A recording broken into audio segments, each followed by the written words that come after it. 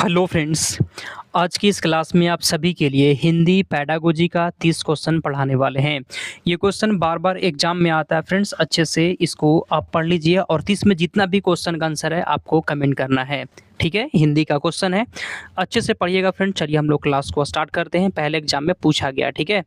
पहला क्वेश्चन यहाँ पर है कि भाषा शिक्षण के संदर्भ में कौन सा कथन सही नहीं है। कौन सा कथन सही नहीं है, नेगेटिव आपको खोजना है, ठीक है। चलिए पहला का सही जवाब क्या होगा, भाषा अर्जन सहज और स्वाभाविक होता है, ये सही बात है जी। तो आंसर ये तो नहीं होगा क्योंकि आपको नेगेटिव खोजना है। बी में दिया गया भाषा समृद्ध भाषा परिवेश भाषा सीखने में सहायक होता है, ये भी सही दिया गया है, तो ये आंसर यहाँ पर नहीं होगा। डी पढ़िए, भाषा सीखने में केवल व्याकरण नियम का ही महत्व होता है, यही गलत बात है फ्रेंड्स। ऑप्शन नंबर यहाँ पे डी वाला हो जाएगा क्योंकि आपको गलत खोजना था, तो आंसर आपका डी हो जाएगा, ठीक है। अगला क्वेश्चन, जिस भी क्वेश्चन में टाइम चाहिए होगा आप क्लास को रोकेंगे, पहले आंसर देंगे खुद से, उसके बाद आगे बढ़िएगा। अगला, चॉम्स्की के अनुसार बच्चों के पास भाषा सीखने की एक क्षमता जन्मजात होती है, जिसे क्या कहते हैं। चॉम्स्की के अनुसार बच्चों के पास भाषा सीखने की एक क्षमता होती है, जन्मजात होती है, जिसे लैड कहते हैं, भाषा अर्जन युक्ति कहते हैं। अगला क्वेश्चन यहाँ पर तीसरा, बच्चों के भाषा विकास में समाज की महत्वपूर्ण भूमिका होती है, यह विचार किसका है। बच्चों के विकास में समाज की भूमिका होती है, समाज की भूमिका कौन बताया है फ्रेंड्स, वाइगोस्की का कहना है। वाइगोस्की हमेशा समाज को ही मतलब महत्व दी है, आंसर आपका डी हो जाएगा। आसान क्वेश्चन ये सब, ठीक है। 30 में 30 किसका सही होता है, या फिर 30 में 28 26 ये सब कम से कम होना चाहिए। 26 27 28 29 30 में 30 इतना सही होना चाहिए आपका, ठीक है। अगला, प्राथमिक स्तर पर भाषा शिक्षण का उद्देश्य क्या होता है। प्राथमिक स्तर पर भाषा शिक्षण का उद्देश्य क्या होता है, बताइए। ऑप्शन ए, बच्चे मानक भाषा का प्रयोग करना सीख जाएं, गलत हो जाएगा। बच्चे विभिन्न संदर्भों में भाषा का प्रभावी प्रयोग करना सीखे, ये आपका सही जवाब है। अगला क्वेश्चन यहाँ पर 25 नंबर, भाषा की पाठ्यपुस्तक का निर्माण करते समय सबसे कम महत्वपूर्ण बिंदु क्या होता है। भाषा की पाठ्यपुस्तक का निर्माण करते समय सबसे कम महत्वपूर्ण क्या है, सबसे कम। नेगेटिव आपको खोजना है फ्रेंड्स, सबसे कम मतलब आपको नेगेटिव यहाँ पर खोजना है, ठीक है। बताइए। तो फ्रेंड्स यहाँ पे 5 नंबर क्वेश्चन का सी हो जाएगा, पाठों की संख्या, ये सबसे कम महत्वपूर्ण है। ऑप्शन नंबर यहाँ पे सी हो जाएगा आपका। 6 नंबर क्वेश्चन, बच्चों के भाषाई विकास का आकलन करने का सबसे प्रभावी तरीका क्या है, बताइए। बच्चों के भाषा विकास का आकलन करने का सबसे अच्छा तरीका क्या है। छठा का सही जवाब बताइए। छठा का फ्रेंड सही जवाब क्या होगा, लिखित परीक्षा लेना सबसे अच्छा तरीका है क्या, नहीं। बच्चों से पाठ्य पुस्तक पढ़वाना भी सबसे अच्छा तरीका नहीं है। सी पढ़िए, बच्चों के साथ बातचीत और उनके भाषा प्रयोग का अवलोकन, आंसर आपको यहाँ पे सी हो जाएगा, ठीक है। बच्चों के साथ बातचीत करेंगे और उनके भाषा प्रयोग का अवलोकन करेंगे। 7 नंबर, प्राथमिक स्तर पर पढ़ना सीखने में सबसे कम महत्वपूर्ण क्या है। प्राथमिक स्तर पर पढ़ना सीखने में सबसे कम महत्वपूर्ण क्या है, 7 का बताएंगे आप लोग। प्राथमिक स्तर पर पढ़ना सीखने में सबसे कम महत्वपूर्ण क्या है, सबसे कम। 7 का आंसर फ्रेंड्स, आंसर यहाँ पे सी हो जाएगा, अक्षरों की पहचान, ये सबसे कम होता है, ठीक है। बाकी सब होना चाहिए। 8 नंबर, एकांकी, जिसे फ्रेंड्स वन एक्ट प्ले कहते हैं, एकांकी पाठ मुख्यतः किसमें सहायता करते हैं। एकांकी जो होता है किसमें सहायता करते हैं, बताइए आंसर। देखिए सी में दिया केवल वाक्य, केवल जहाँ पे रहेगा गलत हो जाएगा। लेखन कौशल के विकास में नहीं, एकांकी लेखन कौशल के विकास में सहायता नहीं करता, आंसर भी हो जाएगा। संदर्भ के अनुसार उचित उतार चढ़ाव के साथ बोलने में, आंसर आपका बी है, ठीक है। जहाँ पर भी संदर्भ हो जाएगा, भाषा प्रयोग मिल जाएगा, वो ऑप्शन हमेशा सही होगा। 9 नंबर क्वेश्चन, कविता शिक्षण के समय एक शिक्षक को किस बिंदु पर सर्वाधिक ध्यान देना चाहिए। कविता शिक्षण के समय एक शिक्षक को किस बिंदु पर सबसे ज़्यादा ध्यान देना चाहिए, कमेंट करिए। कविता का केवल एक निश्चित अर्थ होता है, गलत, केवल एक निश्चित अर्थ नहीं होता है। कविता के विभिन्न अर्थ हो सकते हैं और यह भाव प्रधान होती है, बिल्कुल ये सही जवाब है, आंसर आपका बी वाला हो जाएगा। 10 नंबर, बहुभाषी कक्षा में बच्चों की गृह भाषा को क्या करना चाहिए। एक बहुभाषिक कक्षा है जिसमें बच्चों की जो फ्रेंड्स होम लैंग्वेज होता है उसका जो गृह भाषा होता है उसको आप क्या करेंगे, अनदेखा कर देंगे क्या? नहीं, अनदेखा नहीं करना है। विद्यालय में केवल दूसरी भाषा की केवल दूसरी भाषा केवल केवल गलत होता है।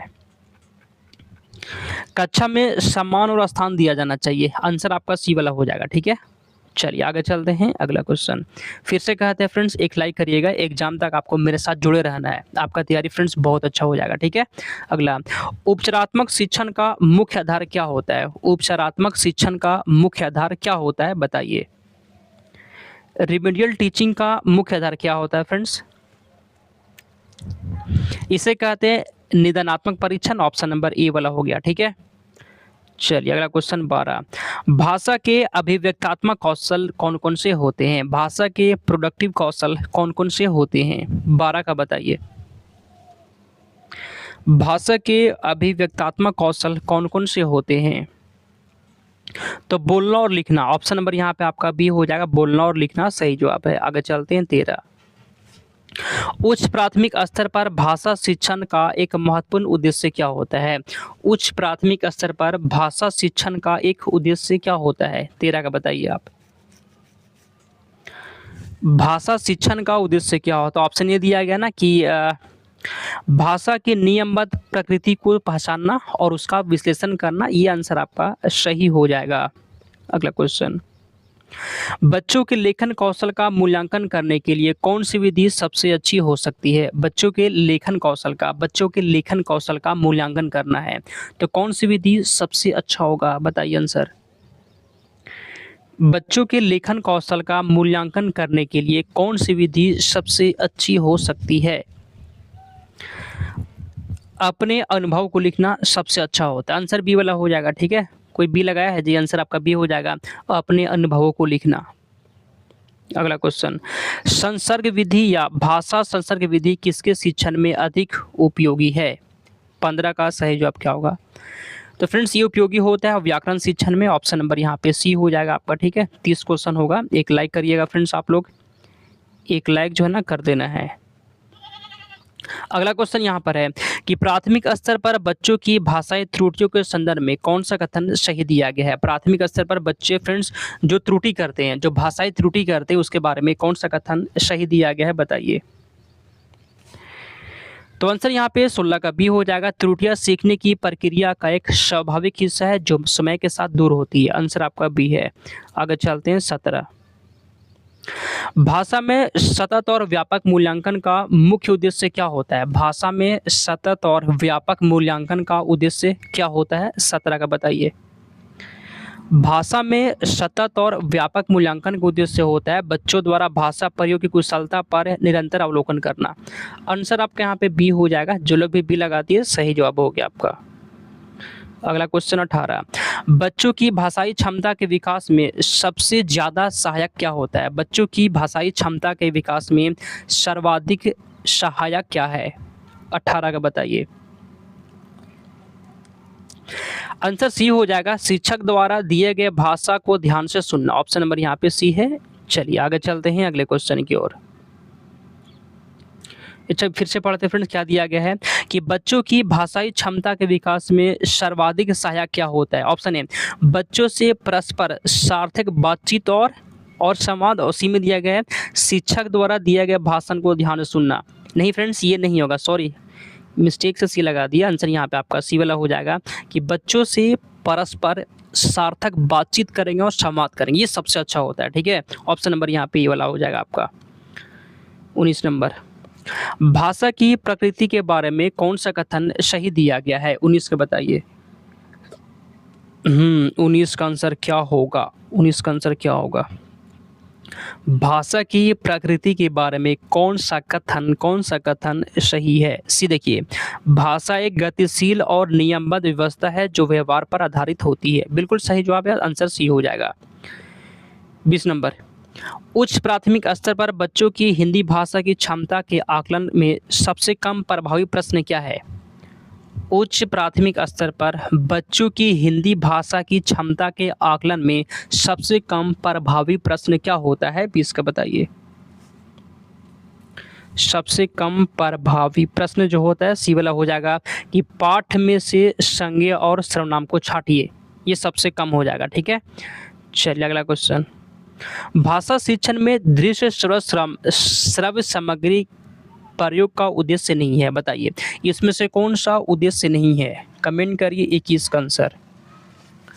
तो फ्रेंड्स यहाँ पे 21 का सी हो जाएगा, कक्षा में केवल मनोरंजन करना और मुख्य विषय से भटकना। ऑप्शन नंबर यहाँ पे आपका सी हो जाएगा, यही जो उद्देश्य नहीं होता है। 22 नंबर, प्राथमिक स्तर पर बच्चों की मौखिक अभिव्यक्ति के विकास में सबसे कम महत्वपूर्ण गतिविधि क्या होता है? सबसे कम महत्वपूर्ण गतिविधि क्या है 22 का बताइए। सबसे कम महत्वपूर्ण गतिविधि क्या होता है? सबसे कम महत्वपूर्ण गतिविधि जो होता है कहानी को ज्यों का त्यों याद करके सुनाना। याद करना हमेशा सबसे गलत होता है। ठीक है फ्रेंड्स, आंसर आपका सी हो जाएगा। ठीक है, चलिए 23 नंबर क्वेश्चन कहता है कि पोर्टफोलियो बच्चों के भाषाई विकास का आकलन करने में कैसे मदद करता है? पोर्टफोलियो जो होता है बच्चों के भाषा विकास को आकलन करने में कैसे हेल्प करता है, बताइए। तो यहाँ पे आपका 30 नंबर क्वेश्चन का हो जाएगा फ्रेंड्स ऑप्शन नंबर ए वाला, या बच्चों के क्रमिक विकास का एक प्रामाणिक ब्यौरा देता है। ऑप्शन नंबर ए सही जवाब है। चलिए नेक्स्ट क्वेश्चन यहाँ पर 24 नंबर, द्विभाषिकता या बहुभाषिकता बच्चों के किस विकास में सकारात्मक भूमिका निभाती है, बताइए। द्विभाषिकता या बहुभाषिकता बच्चों के किस विकास में सकारात्मक भूमिका निभाती है, कमेंट करिए। तो 24 का आंसर आपका बी हो जाएगा, संज्ञानात्मक विकास और सामाजिक सहिष्णुता में। ऑप्शन नंबर बी है। 25 नंबर क्वेश्चन है कि भाषा सीखने और भाषा अर्जन में मुख्य अंतर का आधार क्या होता है? भाषा सीखना और भाषा का अर्जन करना दोनों में अंतर क्या है? देखिए फ्रेंड्स, भाषा अर्जन जो होता है यह स्वाभाविक होता है। किसी भी परिवेश में रहकर, किसी भी वातावरण में रहकर वहाँ की भाषा को खुद ब खुद सीख लेना, वो क्या हो गया, वो भाषा अर्जन हो गया। उसमें सीखने की मतलब मेहनत उसमें नहीं लगता, वह स्वाभाविक होता है, वह खुद से हो जाता है। सिर्फ सुनकर वह खुद से अर्जित करते हैं। लेकिन भाषा सीखने में क्या होता है, हम किसी भाषा को फ्रेंड्स ध्यान देकर मेहनत करके उस भाषा को सीखते हैं। दोनों में अंतर यही है। आंसर यहाँ पे सी, आंसर यहाँ पे क्या हो जाएगा? आंसर यहाँ पे आपका बी हो जाएगा, भाषा का उपलब्ध परिवेश। आंसर आपका बी है। 26 नंबर, पढ़ना सीखने की प्रक्रिया में विराम चिन्हों का क्या महत्व होता है? पढ़ना सीखने की प्रक्रिया में विराम चिन्हों का क्या महत्व है? ये पाठ के अर्थ को समझने और सही प्रवाह के साथ पढ़ने में मदद करता है। आंसर आपका बी हो जाएगा। आगे चलते हैं 27 नंबर। ठीक है, चलिए। उच्च प्राथमिक स्तर पर बच्चों के भाषा विकास के लिए कौन सी गतिविधि सर्वाधिक उपयोगी होती है? उच्च प्राथमिक स्तर पर बच्चों के भाषा विकास के लिए कौन सी गतिविधि सबसे उपयोगी होती है? ऑप्शन ए, किसी विषय पर वाद विवाद प्रतियोगिता का आयोजन करना। हाँ फ्रेंड्स, यही हो जाएगा आंसर। ऑप्शन नंबर ए वाला है, आगे मत पढ़िए, यही हो जाएगा। ठीक है, 28 नंबर, मातृभाषा शिक्षण का मुख्य सिद्धांत क्या है? मातृभाषा शिक्षण का मुख्य सिद्धांत क्या है? 28 का बताइए। मातृभाषा शिक्षण का मुख्य सिद्धांत क्या होता है फ्रेंड्स? ऑप्शन नंबर ए हो जाएगा, यह बच्चे के स्वाभाविक मानसिक विकास में सहायक होता है। Option number A. 29 नंबर यहाँ पे क्वेश्चन है कि भाषा शिक्षण की प्रत्यक्ष विधि की क्या विशेषता है? भाषा शिक्षण की फ्रेंड जो डायरेक्ट मेथड होता है, प्रत्यक्ष विधि की क्या विशेषता होती है, बताइए। ऑप्शन ए, इसमें मातृभाषा का मध्यस्थ बनाए बिना दूसरी भाषा सिखाई जाती है। बिल्कुल सही जवाब है। ठीक है, डायरेक्ट मेथड में क्या होता है, प्रत्यक्ष विधि में इसमें जो है ना मातृभाषा को मध्यस्थ नहीं बनाया जाता है, हम लोग इसमें डायरेक्ट दूसरी भाषा को ही सिखा देते हैं। लास्ट क्वेश्चन होगा कि ओपन एंडेड प्रश्न बच्चों की किस क्षमता का विकास करते हैं? 30 का बताइए। ओपन एंडेड प्रश्न बच्चों की किस क्षमता का विकास करते हैं? रटने की क्षमता का नहीं, सृजनात्मकता और स्वतंत्र चिंतन का। आंसर आपका बी हो जाएगा। ठीक है, 30 में आप कितना सही कर दिए। क्लास कैसा लगा बताइए। यह क्लास आप सभी के लिए फ्रेंड्स 2:30 बजे से दिन में होता है। टाइम पे जुड़ जाना है। टेलीग्राम से अगर आप जुड़ना चाहते हैं तो डिस्क्रिप्शन में लिंक दिया गया है। चलिए समाप्त करते हैं, मिलते हैं अगले क्लास में। सब्सक्राइब कर लीजिएगा फ्रेंड्स।